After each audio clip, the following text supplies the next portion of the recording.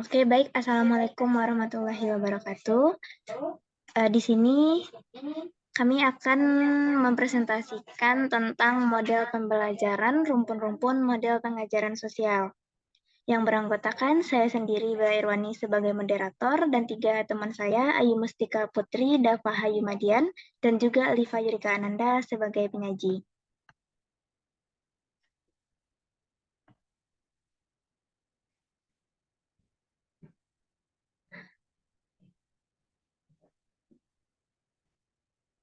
Untuk materi yang pengertian dari model pembelajaran sosial, yaitu menekankan pada usaha mengembangkan kemampuan peserta didik agar memiliki kecakapan untuk berhubungan dengan orang lain sebagai usaha membangun sikap peserta didik yang demokratis dengan menghargai setiap perbedaan dalam realitas sosial.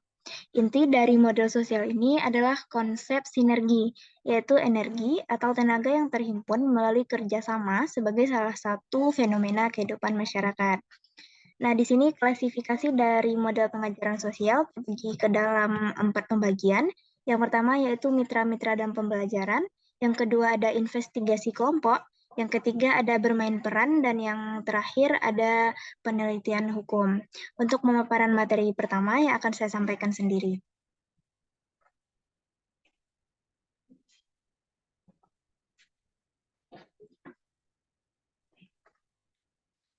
Mitra dalam pembelajaran adalah individu atau institusi yang membantu dalam proses belajar dan pembelajaran.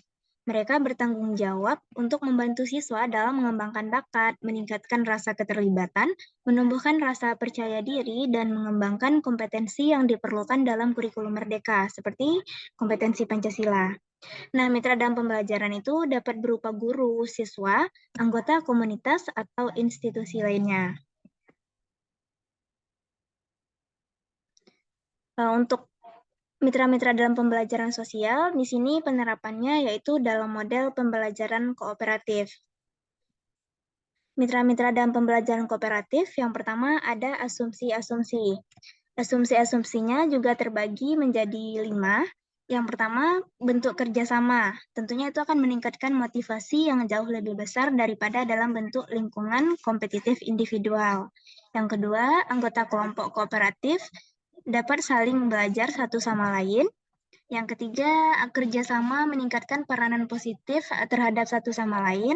Yang keempat, kerjasama meningkatkan penghargaan diri. Dan yang terakhir, siswa semakin mahir dalam bekerja sama. Yang kedua ada meningkatkan efisiensi dalam kelompok. Meningkatkan efisiensi dalam kelompok bisa dilakukan dengan cara latihan efisiensi dan juga latihan interpedensi. Kemudian ada pembagian kerja. Pembagian kerja yaitu salah satu ragam prosedur yang telah dikembangkan untuk membantu siswa mempelajari satu sama lain. Ya, kemudian ada struktur tujuan yang kooperatif dan kompetitif, dan yang terakhir ada motivasi. Untuk materi selanjutnya yang akan dibacakan oleh rekan saya Ayu Mustika Putri. Saya ulangi, Alifa Yurika Ananda. Kepada Alifa kami persilakan. Baiklah, sebelumnya terima kasih kepada moderator. Saya Alifa Yurika Ananda akan membacakan materi yang kedua, yaitu investigasi kelompok. Investigasi yang pertama yaitu ada pengertian. Investigasi kelompok adalah model kompleks pembelajaran dalam pembelajaran kelompok yang mengharuskan siswa untuk menggunakan skill berpikir level tinggi pada prinsipnya. Strategi investigasi kelompok sudah banyak diadopsi oleh berbagai bidang pengetahuan, baik humaniora maupun saintif. Menurut Hamzah dan Muhammad, implementasi investigasi kelompok yaitu guru membagi kelas menjadi beberapa kelompok dengan anggota 5-6 orang yang sifatnya heterogen. Yang kedua yaitu ada ciri-ciri pembelajaran grup investigasi. Yang pertama yaitu pembelajaran kooperatif dengan model grup investigasi berpusat pada siswa, guru hanya bertindak sebagai fasilitator. Yang kedua, pembelajaran yang dilakukan membuat suasana saling bekerja sama dan berinteraksi antar siswa dan kelompok tanpa memandang latar belakang. Yang ketiga, setiap siswa dalam kelompok memadukan berbagai ide dan pendapat, saling berdiskusi dan berargumentasi dalam memahami suatu pokok bahasan serta memecahkan suatu permasalahan yang dihadapi kelompok. Dari berbagai pendapat di atas mengenai tahap pelaksanaan model pembelajaran grup investigasi, maka dapat diuraikan tahap dari pelaksanaan model pembelajaran grup investigasi. Yang pertama yaitu guru memberikan kesempatan kepada siswa untuk menyeleksi topik dan mengatur siswa dalam membentukkan kelompok heterogen. Yang kedua, guru menjelaskan maksud pembelajaran dan tugas kelompok. Yang ketiga, masing-masing kelompok membahas topik yang telah diberikan secara kooperatif. Yang keempat, kelompok mempersiapkan laporan hasil akhir untuk dipresentasikan di depan kelas. Yang kelima, guru memberikan kesempatan kepada siswa untuk mempresentasikan hasil kerjanya di depan kelas. Yang terakhir yaitu guru memberikan apresiasi kepada siswa atau kelompok yang telah melakukan presentasi dan membuat soal ulangan yang mencakup seluruh topik yang telah diselidiki dan dipresentasikan. Menurut Kurniasi dan Sani, langkah-langkah model pembelajaran guru investigasi ada 3, yaitu menyeleksi topik. Tahap pertama, siswa memilih berbagai subtopik dalam materi yang akan dipelajari. Tahap kedua, merencanakan kerjasama. Bersama-sama dengan siswa, guru merencanakan berbagai prosedur belajar, tugas, dan tujuan umum yang konsisten dengan berbagai topik. Yang ketiga, yaitu pelaksanaan. Para siswa melaksanakan rencana yang telah dirumuskan pada langkah merencanakan kerjasama di atas. Yang keempat, analisis dan sintetis. Para siswa menganalisis dan mensintesis berbagai informasi yang diperoleh pada langkah pelaksanaan. Yang kelima, penyajian hasil akhir. Dengan pengawasan guru, setiap kelompok mempresentasikan berbagai topik yang telah dipelajari agar semua siswa dalam kelas saling terlibat dan mencapai suatu perspektif. Yang terakhir yaitu melakukan evaluasi. Bersama-sama siswa guru melakukan evaluasi mengenai kontribusi tiap kelompok terhadap pekerjaan kelas sebagai satu keseluruhan. Baiklah, ini itu saja yang dapat saya sampaikan. Untuk materi selanjutnya saya kembalikan kepada moderator. Baik, terima kasih kami ucapkan kepada Alifa. Materi selanjutnya yang akan dipresentasikan oleh Dafa Hayumadian. Kepada Dafa, kami persilakan.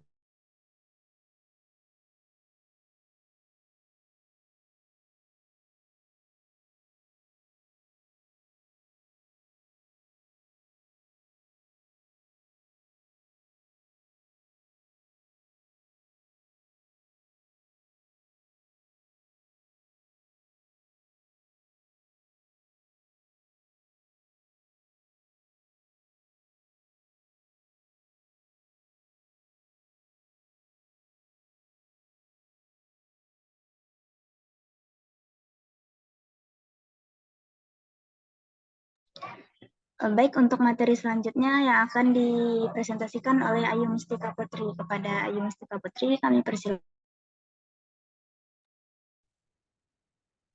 Baiklah, terima kasih kepada moderator. Saya Ayu Mustika Putri dengan NIM 2058151 akan membacakan materi selanjutnya yaitu bermain peran.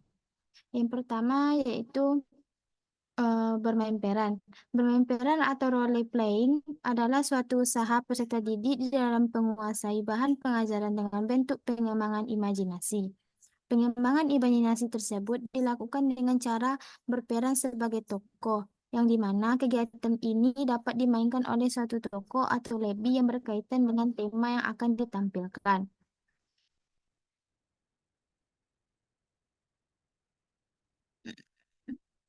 Dengan demikian, adanya bermain peran peserta didik akan memiliki kesadaran bahwasanya peran-peran orang yang di sekitarnya itu beragam.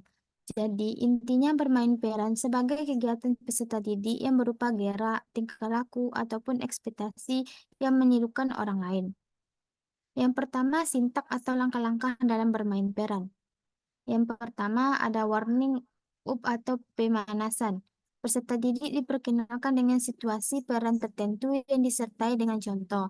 Yang kedua, pemilihan peran. Peserta didik diberi karakter yang akan dimainkan. Yang ketiga, penataan panggung. Di dalam langkah ini, panggung dapat ditetapkan secara sederhana ataupun kompleks. Yang keempat, pemilihan pengamat. Pada langkah ini, pengajar memilih beberapa peserta didik untuk dijadikan sebagai pengamat. Yang kelima, dimulainya bermain peran. Apabila terjadi keluar jalur di dalam pemain, peran ini, maka guru dapat mengingatkan bahwa juga menghentikan permainan. Yang keenam, evaluasi. Pada tingkat ini, guru peserta didik berdiskusi tentang kelebihan dan kekurangan pemain peran yang telah dilakukan. Yang ketujuh, permainan peran ulang. Yang kedelapan, diskusi dan evaluasi. Yang kesembilan, kesimpulan. Yang kedua, adanya sistem sosial. Dalam model belajar bermain peran, sistem sosial membentuk kerangka yang vital untuk mengalami pembelajaran peserta.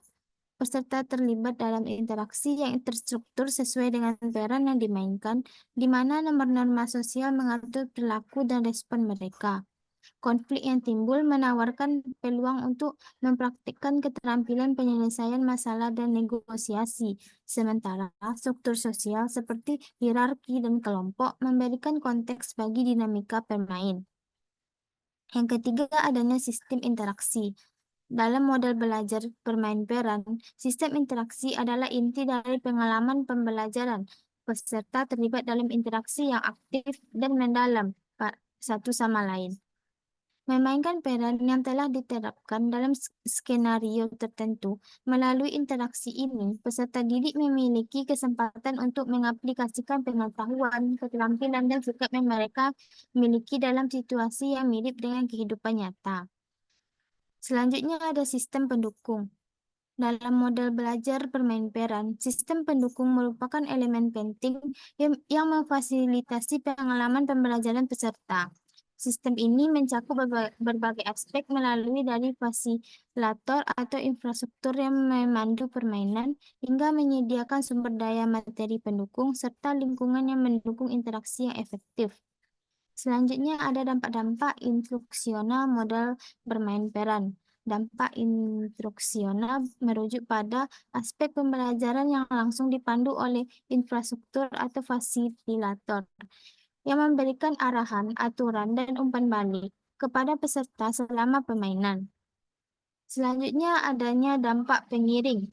Dampak pengiring mencakup elemen-elemen tambahan yang mendukung pembelajaran seperti sumber daya tambahan, bahan referensi, atau lingkungan yang mendukung. Ini membantu peserta dalam mengembangkan pemahaman yang lebih mendalam tentang objek yang dipelajari, meningkatkan imersi dalam permainan, dan merasa didukung dalam eksplorasi peran mereka. Nah, itu materi dari saya kembalikan kepada moderator.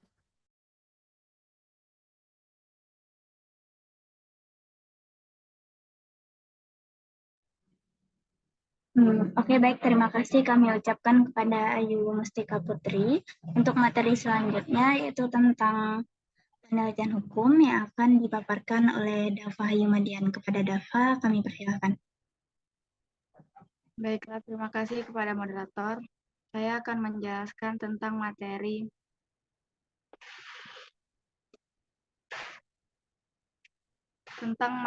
penelitian hukum. Model ini didasarkan pada sebuah konsep mengenai masyarakat yang memiliki pandangan serta prioritas yang berbeda, memecahkan isu yang terbilang rumit dan kontroversial dalam konteks sosial membutuhkan sosok warga negara yang bisa berbicara di depan masing-masing pihak dan mampu mengkompromikan perbedaan-perbedaan yang ada. Yang pertama, ada model pengajar. Model dasar dalam penelitian hukum ini meliputi 6 tahap, yaitu tahap pertama mengarahkan siswa pada kasus, dan yang tahap kedua mengidentifikasikan isu. Contoh dari tahap pertama yaitu guru memperkenalkan materi kasus, guru mereview fakta, dan tahap yang kedua contohnya itu siswa membuat sintesis antara fakta dengan isu kebijakan publik. Siswa memilih satu isu kebijakan publik untuk didiskusikan siswa. Siswa mengidentifikasikan nilai dan konflik. Siswa mengenali fakta dasar dan permasalahan. Dan tahap yang ketiga, memilih posisi. Siswa mengartikulasikan posisinya. Siswa mengungkapkan posisi dasar dari nilai sosial dan konsekuensi sebuah keputusan. Tahap yang keempat, mengeksplorasi sikap atau pendirian serta bentuk argumentasi, menetapkan poin-poin nilai yang dilanggar, membuktikan konsekuensi posisi yang diinginkan atau yang tidak diinginkan, membuat prioritas. Tahap yang kelima, menegaskan dan mengkualifikasi posisi. Dan tahap yang keenam, menguji asumsi faktual di balik posisi yang sudah qualified. Contoh dari tahap kelima yaitu siswa menegaskan posisinya serta alasan memilih posisi tersebut, menguji beberapa situasi yang sama. Siswa mengkualifikasi posisi. Contoh dari tahap yang keenam, mengidentifikasi asumsi faktual dan menentukan apakah asumsi tersebut relevan atau tidak. Menentukan konsekuensi yang diperkirakan serta menguji validitas faktual apakah benar-benar terjadi. Yang kedua ada penerapan. Penerapan model ini dirancang dan ditunjukkan untuk siswa yang sudah cukup dewasa dan dimodifikasi sedemikian rupa supaya dapat digunakan secara profesional pada siswa sekolah menengah pertama dan atas. Dalam penerapan model ini, dialog yang muncul adalah berhubung dengan isu sosial. Biasanya pada tahapan pertama akan menjadi momok atau ketakutan tersendiri bagi siswa yang kurang memiliki kemampuan verbal. Pemaparan materi-materi berupa kasus pertama kali harus relatif, sederhana, dan sebelumnya telah diperkenalkan latar belakangnya. Jadi contoh permasalahan kasus yang diangkat adalah materi yang sudah dipahami oleh siswa. Berangkat dari pengalamannya baik di sekolah, rumah, maupun lingkungan sekitarnya. Model penelitian hukum dapat meningkatkan taraf hidup dan intensitas dengan beberapa kasus yang telah dipelajari. Ketika siswa telah mampu dalam penggunaan model penelitian hukum, maka mereka dapat merekam pada konflik yang terjadi di lingkungannya. Baiklah, saya kembalikan kepada moderator. Baik, terima kasih kami ucapkan kepada Dava Haimadian yang telah memaparkan materi. Dari beberapa pemaparan materi ini dapat ditarik kesimpulan bahwa model pengajaran sosial berfokus pada interaksi dan kerjasama antar individu dalam proses pembelajaran. Tentunya model ini menekankan pentingnya hubungan sosial dan juga pengembangan keterampilan sosial dalam mencapai tujuan pembelajaran. Kerjasama merupakan titik fokus pada penerapan model pengajaran sosial. Bagaimana siswa melakukan peranannya dan mampu bekerja sama, mengembangkan rasa empati dan kesadaran akan situasi sosial, tentunya itu akan menghasilkan pengalaman dan peningkatan pembelajaran yang baik. Mungkin itu saja yang dapat kami sampaikan. Terima kasih. Assalamualaikum warahmatullahi wabarakatuh. Waalaikumsalam. Waalaikumsalam warahmatullahi wabarakatuh.